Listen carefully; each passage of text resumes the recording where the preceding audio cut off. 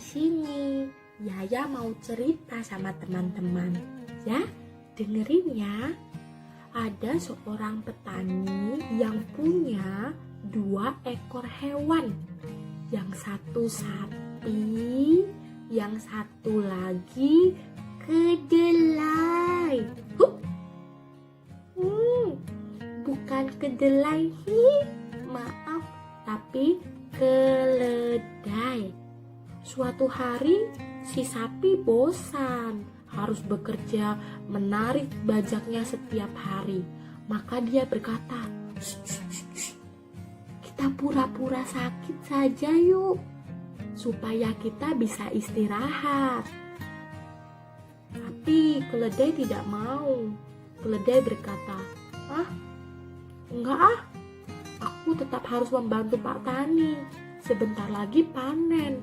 Pasti banyak pekerjaan yang berat harus dilakukan Pak Tani. Lalu sapi tetap saja bilang, ayo kita istirahat aja. Bilang aja kita lagi sakit. Tapi keledai tetap tidak mau.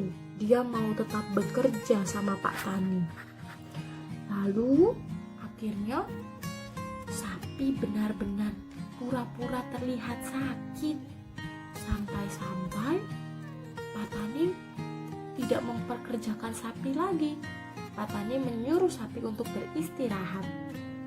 Ketika sapi beristirahat, keledai dibawa sama Pak Tani ke sawah. Capek sekali, bekerja dengan berat sekali.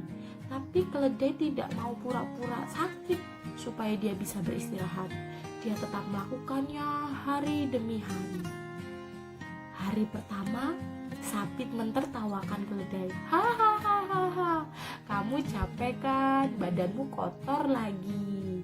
Kayak aku dong. Enak di kandang, nyaman, istirahat, tidur, makan. Hahaha. Kamu makan lalu kerja, makan lalu kerja. Tapi keledai cuman tersenyum saja dan beristirahat hari itu. Hari demi hari seperti itu. Setiap pulang dari sawah, keledai tanya sama sapi, tadi Pak Tani bilang apa? Ada bilang soal sapi nggak? Keledai menjawab, nggak ada. Pak Tani nggak bilang apa-apa. Hari pertama, kedua, sampai 2 minggu, sapi pura-pura sakit. Dia senang istirahat. Di minggu yang kedua, sapi bertanya kali itu, Pak Tani ketemu siapa tadi? Kok ada suara mobil besar datang? Oh, keledai menjawab, Pak Tani gak bilang apa-apa. Hanya dia tadi memberiku banyak sekali makanan. Dan juga aku diusapnya dan dikasihinya. Tapi tadi yang kulihat dan ku dengar, katanya dia menelepon orang penjagalan atau orang pemotongan daging seperti itu. Aku tidak tahu apa yang terjadi. Mendengar itu sapi terkejut karena dia tahu artinya Pak Tani memanggil orang penjagalan supaya bisa memotong sapi yang pura-pura sakit itu. Hari itu juga sapi bersedih dan dia benar-benar diambil oleh Pak Tani dari kandang, dikeluarkan dari kandangnya dan dibawa oleh orang penjagalan itu. Itu dia konsekuensinya. Kalau orang yang malas, dia tidak memperoleh hal yang baik. Dia akan menyusahkan dirinya sendiri dan orang lain. Seperti kata pemazmur di dalam Amsal pasal 12 ayat ke-27. Orang malas tidak akan menangkap buruannya, tetapi orang rajin akan memperoleh harta yang berharga.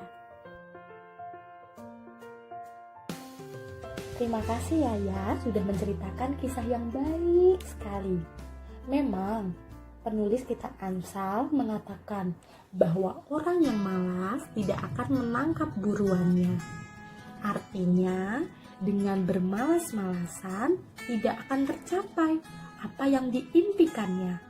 Sebaliknya, orang yang rajin akan memperoleh harta yang berharga. Orang malas terbiasa menunda, menyelesaikan tugas, pekerjaan, atau bahkan tidak mengerjakannya sama sekali. Tunggu, 5 menit demi 5 menit, lama-lama bisa jadi 5 jam demi 5 jam. Lama-lama tidak dikerjakan. Jika orang rajin akan berusaha sekuat tenaga, sungguh-sungguh, pelan-pelan, 1 menit demi 1 menit dia kerjakan, sehingga ia mencapai impian mereka. Si pemalas berhenti hanya untuk bermimpi. Tuhan tidak suka orang yang malas. Tuhan akan dengan senang hati memberkati orang yang rajin. Jadilah anak-anak yang rajin, ya. Jadi anak yang rajin tidak menunda segala sesuatu, tetapi mengerjakannya dengan sepenuh hati. Jadi anak yang rajin, tidak malas. Tuhan Yesus memberkati.